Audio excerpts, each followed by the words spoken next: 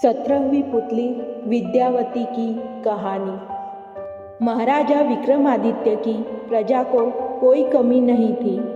सभी लोग संतुष्ट तथा प्रसन्न रहते थे। कभी कोई समस्या लेकर यदि दरबार आता था, उसकी समस्या को तत्काल हल कर दिया जाता था। प्रजा को किसी प्रकार का कष्ट देने वाले अधिकारी को दंडित किया जाता था। इसलिए कहीं से भी किसी तरह की शिकायत नहीं सुनने को मिलती थी। राजा खुद भी वेश बदलकर समय समय पर राज्य की स्थिति के बारे में जानने को निकलते थे।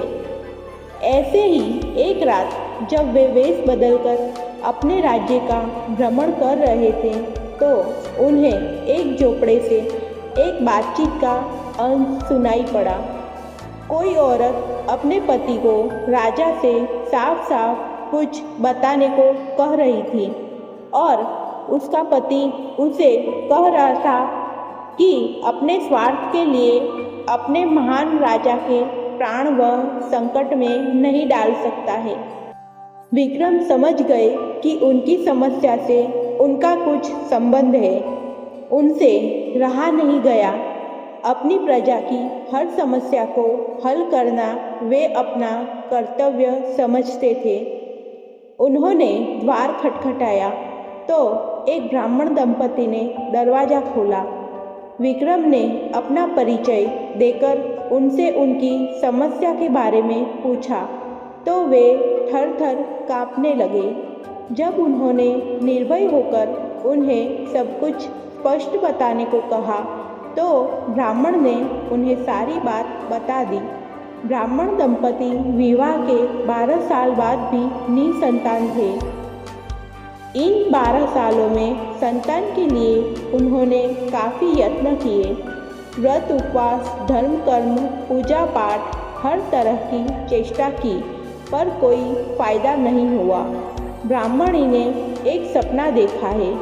स्वप्न में एक देवी ने आकर उसे बताया कि 30 कोस की दूरी पर पूर्व दिशा में एक घना जंगल है, जहाँ कुछ साधु सन्यासी शिव की स्तुति कर रहे हैं। शिव को प्रसन्न करने के लिए हवन कुंड में अपने अंग काटकर डाल रहे हैं।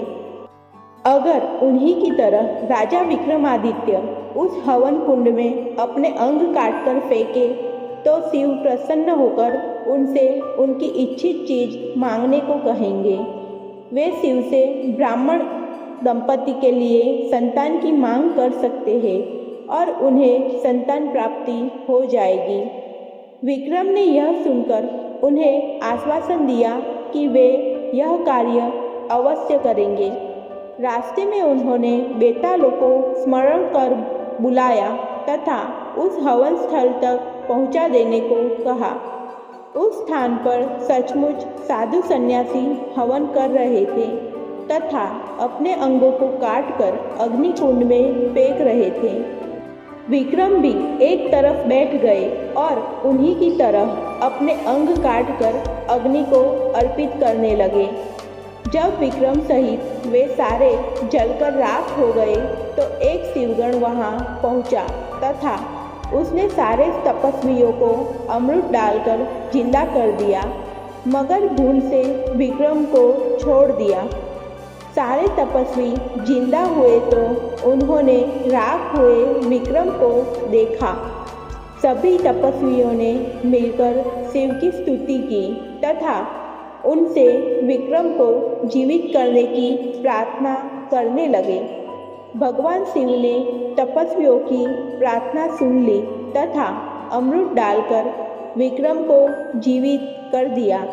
विक्रम ने जीवित होते ही शिव के सामने नतमस्तक होकर ब्राह्मण दंपति को संतान सुख देने के लिए प्रार्थना की। शिव उनकी परोपकार तथा त्याग की भावना से काफ़ी प्रसन्न हुए तथा उनकी प्रार्थना स्वीकार कर ली। कुछ दिनों बाद सचमुच ब्राह्मण